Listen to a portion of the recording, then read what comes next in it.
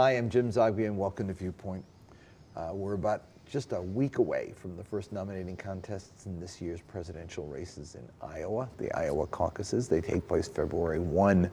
Here to bring us an up-to-date look at them is Josh Kraushaar, political editor of the National Journal and author of the weekly column Against the Grain. He's also the former editor-in-chief of The Hotline, one of my favorite publications, and former political correspondent at Politico. How are you doing? Good, very good. Good Thanks to be here, Jim.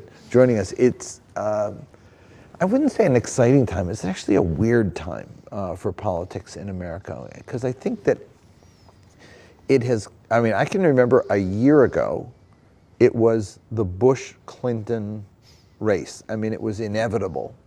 And it's everything but right now. The establishment in both parties is as powerless as it's ever been to shape the trajectory of these primaries and the nomination fight. And you're seeing that on the Republican side with Donald Trump and Ted Cruz leading in both the national polls and almost all the early state races as well. And on the Democratic side, where new polling is showing Bernie Sanders with a commanding lead over Hillary Clinton in New Hampshire, and even polling in Iowa, where Hillary Clinton is looking to the state as a firewall to do well in the rest of the nominating contests. She's now trailing in some polls in Iowa against Bernie Sanders as well. I want to ask you about the polls in general, but well, let's look at a couple of them. Let's look at that 33. Here's the Iowa one. This is the Monmouth one. It's 48-39. There's another one that actually has them tied. And then here's a New Hampshire one, the one you just mentioned, which has Bernie up 60-33. The polls have gotten flaky. You go from poll to poll, there's virtually no consistency in them. What is accounting for that? Is it simply, I'm not doing any domestic polling right now. My brother's actually not, he's staying away from presidential polling as much as he can. He does a little bit of it. But it's really hard to get good numbers. Yeah, part of the problem that pollsters are having is finding out who's going to show up to vote. Yeah. And especially when we look at the dynamic of Donald Trump and Bernie Sanders, a lot of their supporters like their candidates' personalities. They certainly, in the case of Trump, know him. They go to his rallies, but they often aren't registered to vote, or they don't know how to caucus in the case of Iowa. So you see this great disconnect between the voters that are sampled in a certain poll and the ones that are most likely to vote or have voted in a primary or caucus. So, like, for example, CNN came out with a poll this week showing Cruz trailing Trump in Iowa by a significant margin, but it assumes that you're going to have all these people that say they're going to vote, they're actually going to show up. The polls that have tighter screens, the ones that actually measure people who have voted in the caucuses before, they actually show Ted Cruz doing better. And likewise on the Democratic side, Clinton does much better when the polls have tighter screens. The ones that assume that there's going to be higher turnout show Bernie Sanders doing better. So it really is about the methodology and trying to figure out who's going to show up on an Iowa caucus. It's also about the responses on phone calling. Quinnipiac still does phoning, and then a group like ARG or PPP are doing online, and it's an entirely different pool of people that you're surveying, and so it's become, and yet we find ourselves going up and down in these numbers and who's up, who's down, but I think it's pretty much a guessing game right now. What we know is that we got a contest. Right. We know we have a contest, and we know in Iowa it's between Cruz and Donald Trump. Yeah. We know that Sanders has the momentum in New Hampshire, and it's a very, very close race in Iowa. I like to say sometimes actions speak louder than the polls. Yeah. When you see Hillary Clinton this week going after Bernie Sanders for the first time in very, very aggressive ways, it strongly suggests that her campaign knows that these polls are accurate and that he really is a very serious threat to her in those first two primary states. Likewise, when Ted Cruz goes after Donald Trump and saying he has New York values, as he did at the debate in South Carolina, it shows that Cruz realizes Trump is his most serious threat. So what was going to be no contest now turns out to be a real contest, and I want to ask you first about the Hillary Clinton side of that. There was a sense that this was inevitable, and now it may not be. What happens if Bernie wins Iowa and then turns around and wins New Hampshire?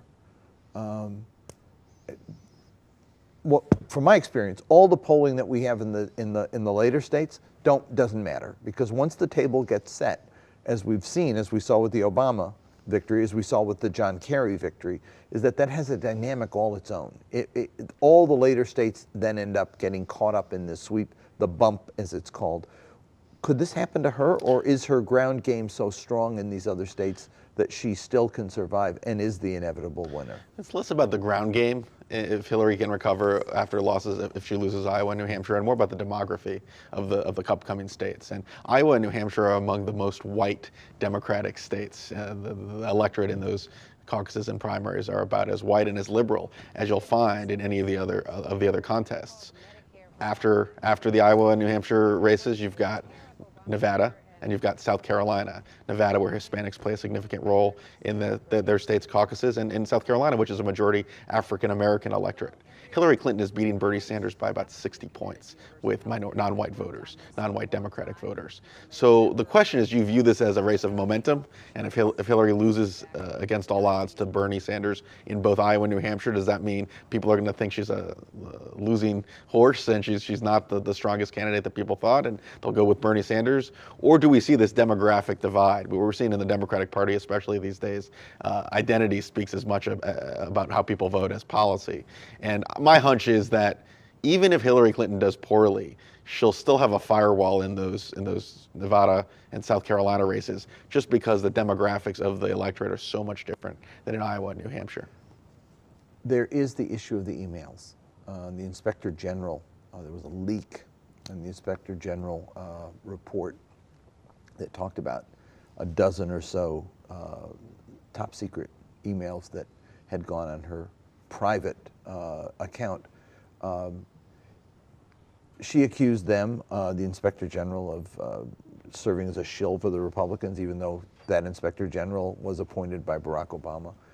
The question is this going to haunt her from now till the end of this election, or is this an issue that she's already overcome and is not going to be around to bother her? It depends whether she's indicted, and I think that's a very real possibility given the latest leaks that are coming out from, like you said, a Democratic appointee who's the Inspector General of the intelligence community.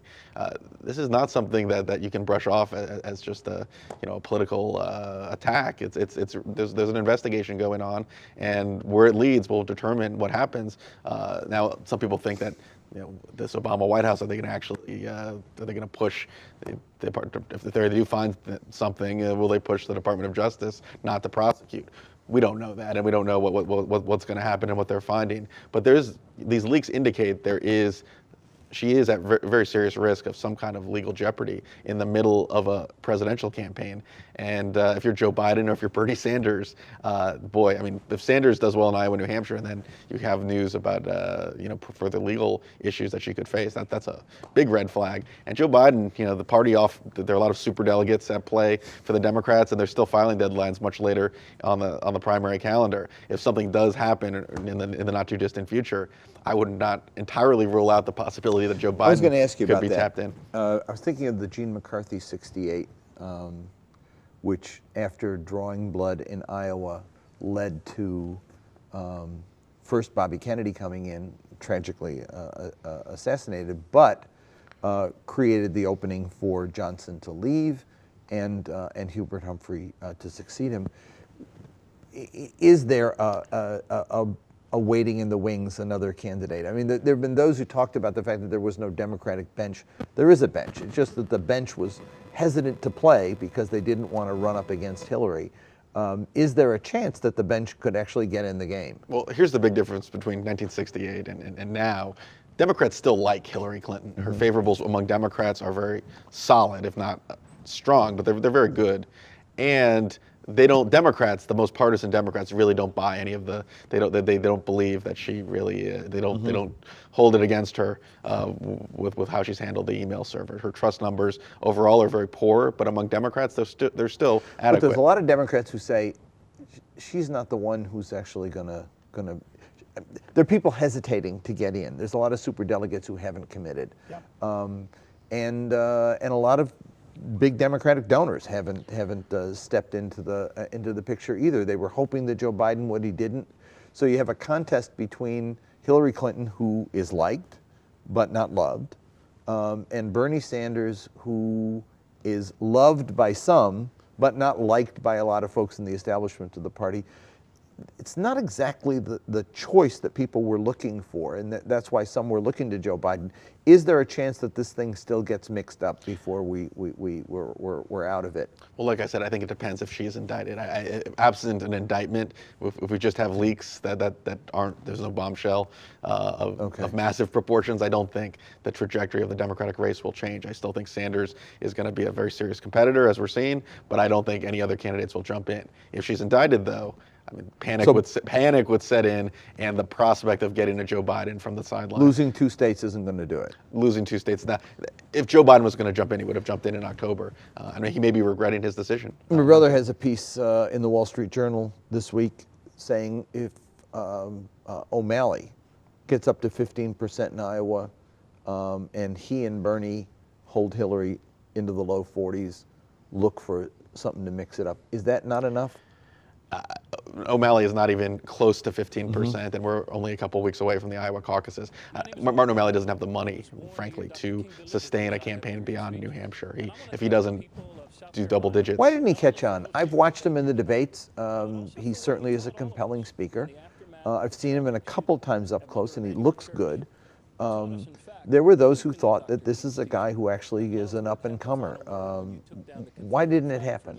Bernie Sanders has stolen all the energy from the left and from the anti-Clinton progressive forces within the party. And O'Malley sort of prepared his final couple years as governor of Maryland with a panoply of liberal legislative accomplishments, hoping that would be the case he would be making against Clinton. But instead, we have a 74-year-old rumpled Vermont senator who's making that case much more authentically and effectively. Explain that to me. How did the angry grandfather end up being the guy who has captured the youth vote?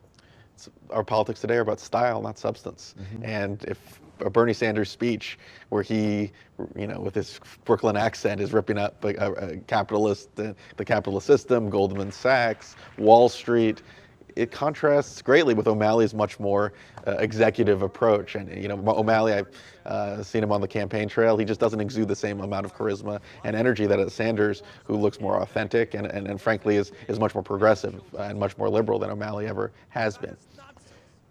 Democrats worried about down ballot if Bernie is the candidate. Is there a chance that Bernie is the candidate? And if he is the candidate, what happens down ballot? Well, both parties are worried about it. There were stories in the last couple of weeks in the New York Times with party leaders on both sides panicked about the prospect of their current frontrunners being the Sanders and in the case of Cruz and Trump on the Republican side being the nominees.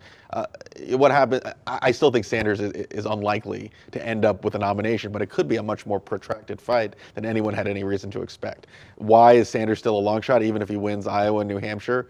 Because the composition of the electorate, the demographic composition, is much more diverse, and Clinton just has, if you look at the poll, even in 2008, right, when Obama was the underdog and looked like he was still an unlikely frontrunner before Iowa, he still was winning 25 to 35% of the African-American vote and of the Hispanic vote.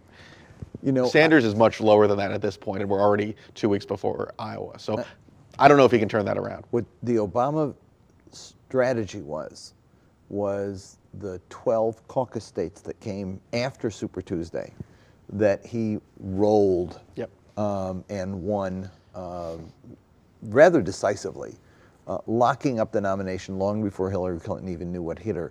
Do you know, or do you have a sense of, has the Clinton campaign modeled itself after that? I mean, are they playing in the far down the road states, or is no one yet focused on the states that will be in play sometime in April and May? Both campaigns are well organized beyond the first 4 states. But the challenge for Sanders, Obama, when he won Iowa, proved that he could win, an African-American candidate could win a very white liberal caucus, and that was against early expectations. Sanders will need to show that he can't, caucuses are to Sanders, play to Sanders' advantages. He actually could end up winning a lot of these caucuses because they're comprised of mainly activists that are much more liberal than the rest of the party. The big question is, can Sanders win a state like, say, Virginia? Or can he win a southern state? Or can he win a state outside of his comfort zone? That's going to be the big test for Sanders, to see whether he can broaden his appeal beyond the most progressive and young college kid element. Well, we've taken the first half of the show trying to show that a not exciting race could actually be exciting.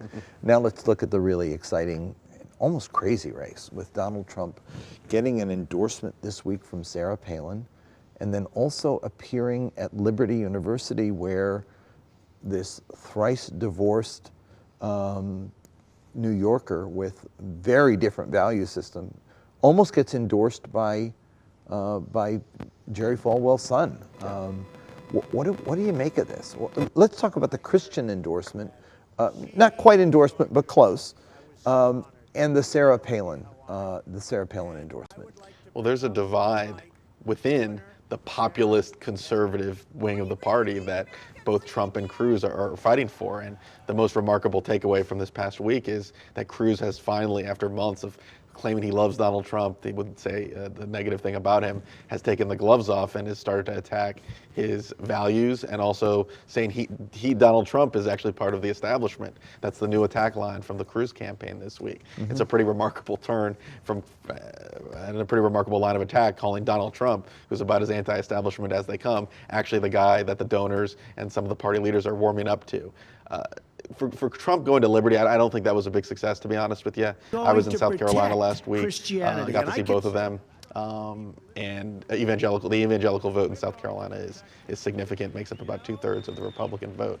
Cruz has got an early advantage with the most religious voters. Trump has some support, but when ultimately the ads go on the air in South Carolina and these other states, and you actually have to look at all the negative information as well as the positive buzz, I got to think that Cruz in Iowa and in the more conservative states thereafter will have an advantage with the socially conservative vote. Let's look at the polling data that we have. We have an Iowa poll and a New Hampshire poll. Let's put them up and see what they look like.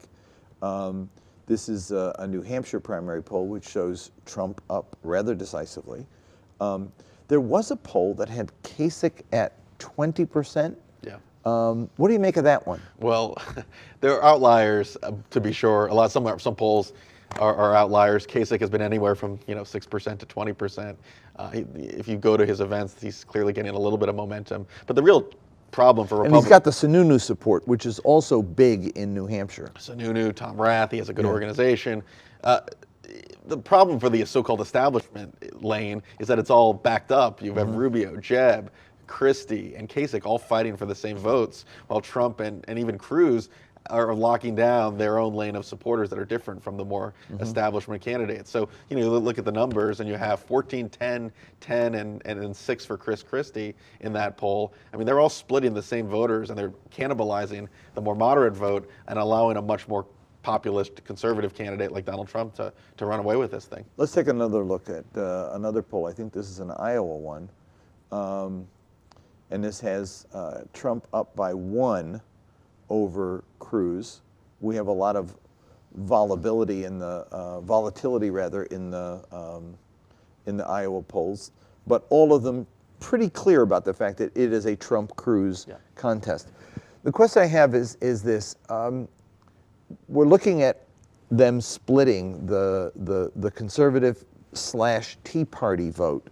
But the mainstream conservative vote, which is the establishment vote, is split among a larger pool of people.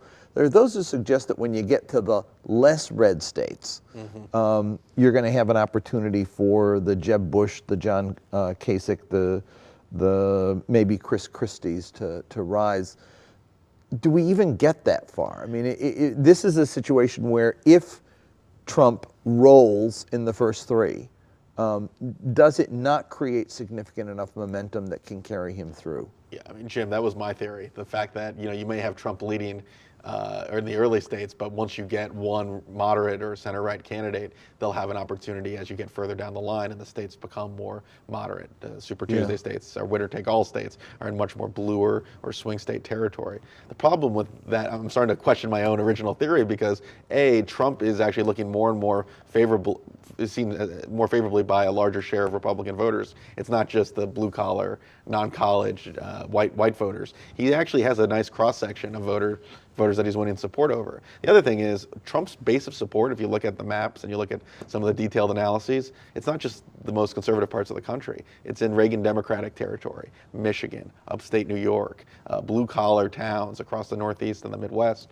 where Trump actually polls among the strongest anywhere. So this notion that if Trump wins, that's why he's doing so well in New Hampshire, in fact, that New Hampshire is a moderate state, but he's winning 35% or so of the vote. So Trump is not just a Southern phenomenon or a phenomenon of the most deeply conservative voters. He's winning a lot of different types of Republican voters. And if the moderate candidate, if a Marco Rubio or if a Chris Christie can't put a win on the board in the first 4 states, it's hard to see how anyone is going to really be able to consolidate support and run against Donald Trump or even Ted Cruz. Talk to me about what happens if Donald Trump wins. Is there a winning national coalition that he can assemble? I'm skeptical of that. I mean, you look at the poll trends in the last month. Trump's numbers have gotten better among Republicans, but they've gotten worse with Democrats and independents.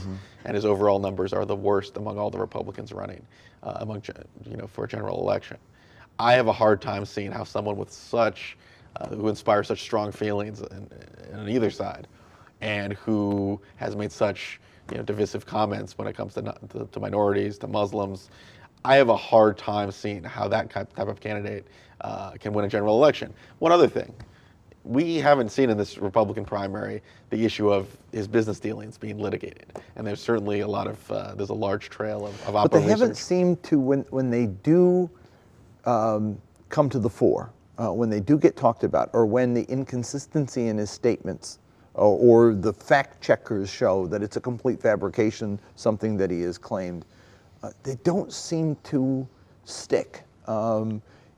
It appears almost that there's a will to disbelieve any criticism, which is a little frightening. There's some of that, but let's remember what's remarkable to me about this whole nomination process is how little money has been spent on the airwaves with ads against Donald Trump in comparison to ads against Marco Rubio, Chris Christie. I mean, Chris Christie was never considered, once he started falling off, originally, it didn't look like he was going to be a serious player, but as he started to rise, there's been a lot more money spent in New Hampshire with the super PAC ads, campaign ads against Chris Christie than there is against the frontrunner in New Hampshire, Donald Trump. Rubio, the amount of money being spent against Marco Rubio from all the different campaigns is a much greater than the amount of money being spent against Donald Trump. The law of political gravity still does apply. Negative ads do work, and there haven't been many negative ads used against Donald Trump for a whole host of reasons, but he's been able to stay above it all despite being the front runner. And one of the main reasons they haven't been used against him is because the establishment, as much as they loathe Donald Trump, want his base, and they're afraid to alienate that base. And so that does create a conundrum for the Republican Party. What does this say about the creature the Republican Party created, this Tea Party birther and now Donald Trump, Sarah Palin movement? Well,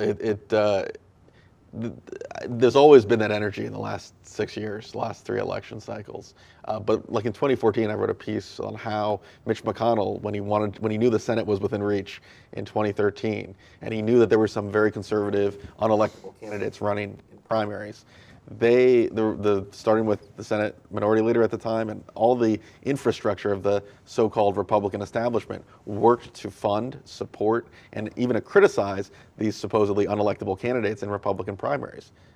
All the more electable candidates won, and Republicans won 9 seats to take back the Senate. Mitch McConnell survived his own primary that year. There's been no such coordination, organization, game plan among the Republicans, Republican National Committee. Like Jeb Bush's super PAC, which is the best funded super PAC of all the candidates, has spent all the money, or like a good share of the money, against Marco Rubio, but not against the front runner, Donald Trump. So it's been a lot of these candidates feel like they need to win that established. The more moderate candidates feel like they need to be seen as the best moderate candidate before they can go after Donald Trump. They're looking at their own individual strategies versus the good of the party. But ultimately, it's stunning that we're here a couple weeks before the Iowa caucuses, and very little money has been spent against Trump. Lots of money among the moderate wing of the party has been spent against each other. And I'm as confounded as you, and confounded as well that the networks are giving Donald Trump a free ride, to the extent where I watched CNN with a breathless announcement that a Donald Trump rally is about to start soon and we're going to go to it live. He has spent very little money in his own advertising, and virtually no money, I don't think any money. He's done some radio ads in opposition, attacks on opposition. Have we ever seen anything like this before, where somebody gets away with a couple $1 million spent, period, and is at the 30% range in polling? No, I mean, it's remarkable that the amount of money spent this year has a negative correlation with how they're doing in the polls. And yeah, the ones who spent the most are scoring the least, and Donald Trump is doing the best. It's remarkable. And now Trump has benefited, like you said, with all this free media. In fact, we did at the hotline sort of a back of the envelope calculation. Just looking at how much airtime he's gotten compared to the other candidates, how much would that be worth if you actually bought ads for that for that amount of airtime? We're talking billions and billions of dollars. So that is valuable, and all publicity can be good publicity, and Trump has taken advantage of that maxim. But then you do have to. He is appealing to, like, you've spotted a real constituency within the Republican Party. But the question is, which came first, the chicken or the egg? Trump was not when he entered the race, he was polling in the single digits. He then got loads of free media coverage, and then he became the front runner, and he continued. News organizations continue to cite his front runner status, as they should, to continue giving him that level of coverage. So it's kind of a question of did the media create Donald Trump, or did Trump take advantage of the media? If he loses, does it burst the bubble? It takes a little bit of air out of his sails. Okay. If he loses, Iowa is a very important state for both Cruz and Trump. I think if Trump loses Iowa, and he talks about his, how Trump talks about his polls at every possible campaign stop, being a loser is not a sign of strength in Trump world. So I do think he would lose momentum in New Hampshire, but I still think he would have a good constituency in the New Hampshire primary. What intrigues me is the businessman Donald Trump, who had a brand. That brand has now been transformed. I mean, how does he lose if he loses the nomination? How does his business brand reconcile itself to the loser instead of the winner? Well, it's even now when he looks like a success politically, he's had to forfeit ties with Macy's, with his neckwear and other companies. There was, especially early on in the campaign. I mean, the Trump brand is as good as it's ever been when you're within striking, when you're leading in almost every poll in the race for the presidency, at least for the nomination. I mean, it's nothing but good. And there's no second act, though. That's my question. If he loses this, I mean, there's no second act for Bernie Sanders either. I mean, there was for Hillary Clinton in 2008. Does he come back in another, not to run again, but what is his persona? This is the guy who cannot lose. He's always won. This is the claim that he makes. And I just wonder how it plays out in terms of his self-branding. Well, look, even if he doesn't win the nomination, he's going to be a player at the convention. Yeah. I mean, he's not going to be going silently into the night, no matter what happens. So I actually think he's still going to be a force in this political campaign, even if he doesn't win the nomination. And there's going to be a primetime speech in Cleveland that the RNC is going to have to get to Donald Trump. We will see how this plays out, but it certainly is something that was not going to be a contest on both sides, is becoming a contest. And there's a lot yet to see play out. I mean, we may see an establishment candidate emerge, and that would change the dynamic completely. The notion of a Bush-Clinton general election couldn't be further away from the That from one's the not going to happen, but I think we may see, we may see some ups and downs before this is over. Thanks for joining us, Josh. Thanks, Jim. And that's all the time we've got for now. For more information, you can follow us on Twitter at AAIUSA or check out the website at aaiusa.org. Thanks for watching, and we'll see you next week on Viewpoint.